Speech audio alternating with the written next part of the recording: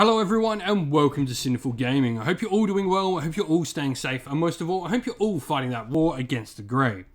Today's video we're going to talk getting started with Warhammer Age of Sigmar Warcry, and today we're going to take a look at the cities of Sigmar, and in particular, the free city of Tempest Eye.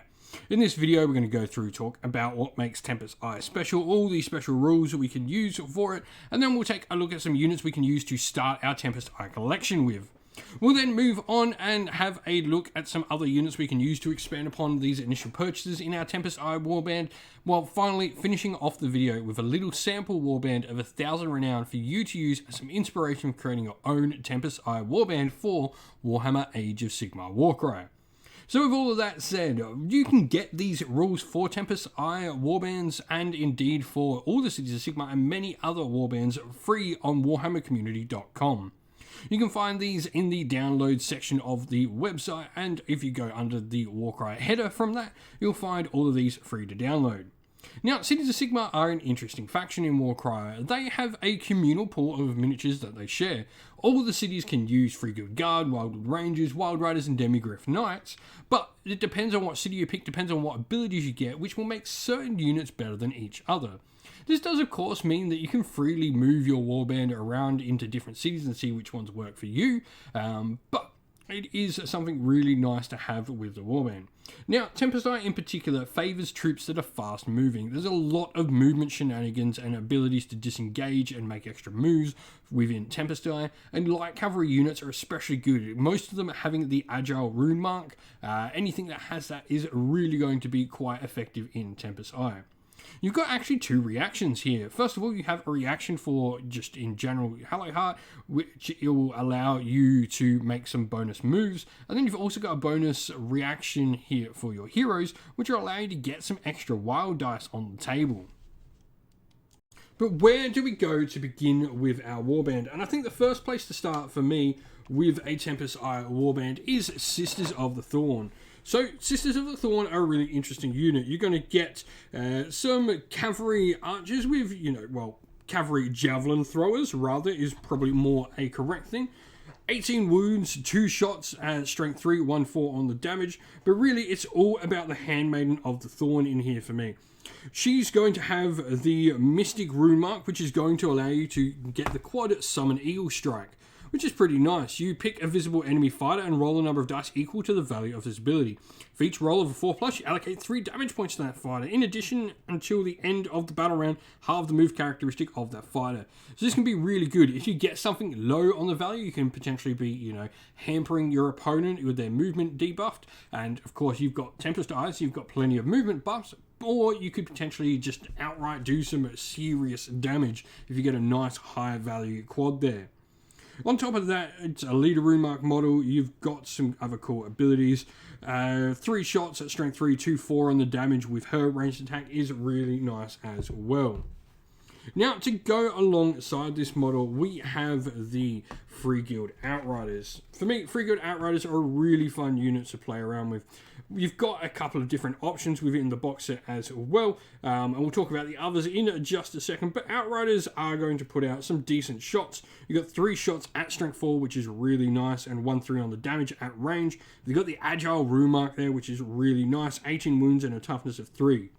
You also got a cool leader option, which is a sharpshooter with the grenade launching blunderbuss. You can see pictured in the middle of the Outrider unit here. That has 2 shots at strength 6, 2/5 on the damage, so really nice stuff there.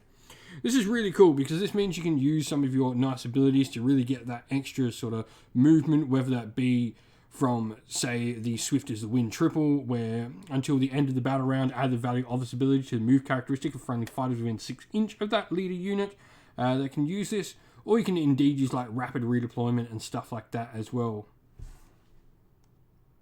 But where do we go to next? And so some other fantastic light cavalry options are actually found inside the Free Guild Outriders box, as is the dual kit with Free Guild Pistoliers. Pistoliers are slightly cheaper in points coming in at 135 renown compared to the 160 of a free guild outrider. You don't get that strength 4 on your ranged attacks though, but you get 3 shots at strength 3, 1-3 on the damage, and the same melee profile. So you are pretty much just a lesser version of the outriders, but you are saving quite a bit of renown for them. Still got that agile rune mark, which is super important for playing in Tempest Eye. Another unit to have a look for is the Dark Riders. These Dark Elves are riding their Dark Steeds, are going to put out 2 shots at strength 3, 1-3 on the damage. They've got 4 attacks in melee at strength 3 as well. 155 renown, their 10-inch move is really nice when completed with the Agile Rune Mark. This is going to make them one of the faster units in your warband, putting an extra couple of inches of movement over some other units that you might be looking to take.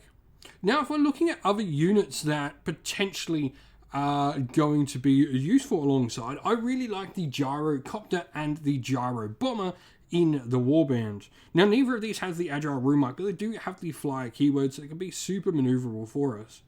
The big thing here is they both have toughness of 4 and some high wounds at 22 and 25 respectively.